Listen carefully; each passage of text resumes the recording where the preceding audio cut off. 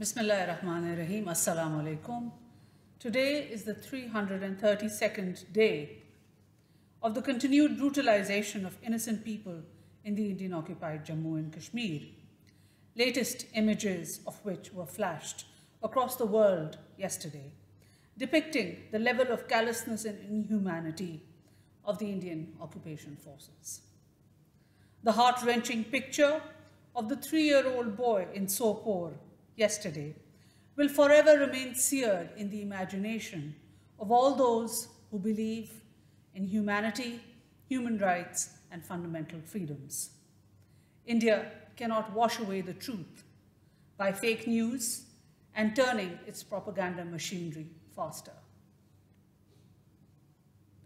On the line of control, ceasefire violations by Indian security forces continue unabated. As a result of recent violations and mortar and artillery shelling on the line of control in Kiani and Jura sectors of the LOC on 29th and 30th of June, a 16-year-old Muhammad Tawheed, resident of Talwari village, embraced Shahadat. 2-year-old Azad Ahmed, 6-year-old Anisa Waqas, 28-year-old Sirajuddin, 16-year-old Sarmad Akram, and 42-year-old Abdul Qayyum sustained serious injuries. So far, in the first 6 months of the year, 1,546 ceasefire violations have occurred, resulting in 14 shahadats and serious injuries to 114 innocent civilians.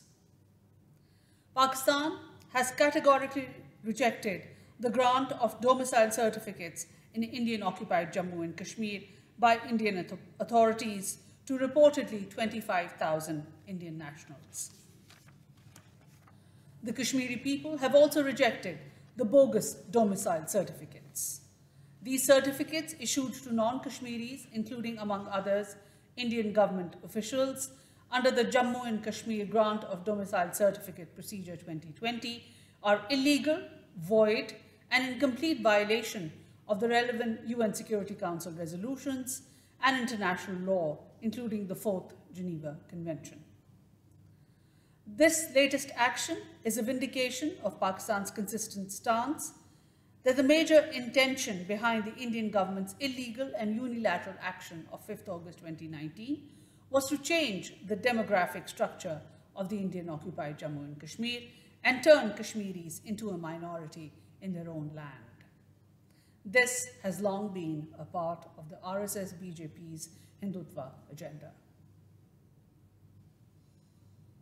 Yesterday, Foreign Minister Shah Mahmood Qureshi received Ambassador Zalmay Khalilzad, the US Special Representative for Afghanistan Reconciliation.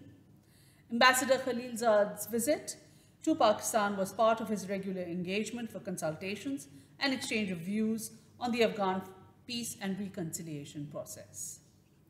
The Foreign Minister highlighted Pakistan's positive contribution to the US-Taliban direct talks culminating in the peace agreement of 29th February 2020. He also stressed that the Afghan leaders should seize this historic opportunity and work together to ensure a comprehensive and inclusive political settlement. Foreign Minister also welcomed the latest developments, including the announcement on formation of negotiating team and the establishment of the High Council of National Reconciliation. He hoped that the release of prisoners would be completed soon to pave the way for the earliest commencement of intra-Afghan negotiations.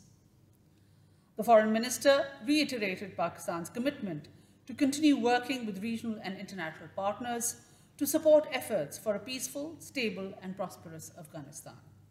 Pakistan remains ready to engage in endeavors to facilitate closer Pakistan-Afghanistan economic partnership and regional connectivity projects. Towards this end, the meeting between the advisor to the Prime Minister on Commerce and Investment, Mr. Abdul Razak Daud, and the Chief Executive of US International Development Finance Corporation, IDFC, Mr. Adam Bowler, at the Ministry of Commerce yesterday, would further strengthen efforts in concretizing important development projects benefiting both Pakistan and Afghanistan and the region as a whole. During the discussions with Foreign Minister Qureshi, Ambassador Zalmay Khalilzad also expressed condolences on the loss of lives in the terrorist attack on the Pakistan Stock Exchange building in Karachi and extended US support. The Foreign Minister praised the bravery of the security personnel and thanked Ambassador Khalilzad for the condolences on the terrorist attack, which was externally supported, and was another manifestation of the state-sponsored terrorism being perpetrated against Pakistan, which we condemn in the strongest possible terms. Pakistan has been consistently sensitizing the international community about the Indian leadership's threatening statements to use terrorism as a tool to destabilize Pakistan. We have already shared with the international community incriminating evidence about the Indian intelligence agency RAW's involvement in terrorist activities in Pakistan. Members of the UN Security Council, in their statement yesterday, also condemned in the strongest terms the heinous and cowardly terrorist attack that took place in Karachi on 29th June, which resulted in several people killed. The members of the UN Security Council expressed their deepest sympathy and condolences to the families of the victims and to the government of Pakistan. They also underlined the need to bring the perpetrators, organizers, financiers, and sponsors of these reprehensible acts of terrorism to justice, and urged all states, in accordance with their obligations under international law and relevant Security Council resolutions, to cooperate actively with the government of Pakistan and all other relevant authorities. Separately, the Foreign Minister also held a telephonic conversation with the High Representative of the European Union for Foreign Affairs and Security Policy, His Excellency Josep Borrell, yesterday. Both leaders exchanged views on a range of subjects related to Pakistan-EU partnership, including trade, the next phase of GSP+, and early operationalization of strategic engagement plan. Separately, the Ministry of Foreign Affairs and our missions abroad continue to facilitate and assist our fellow compatriots all across the world in order to bring them back safely. Our embassies and consulates are working round the clock in facilitating their repatriation.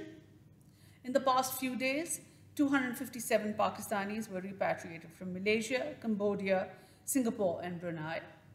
9,504 returned from Dubai and Northern Emirates. 1,430 returned home from Jeddah, 25 from Dushanbe, and 96 from Kazakhstan.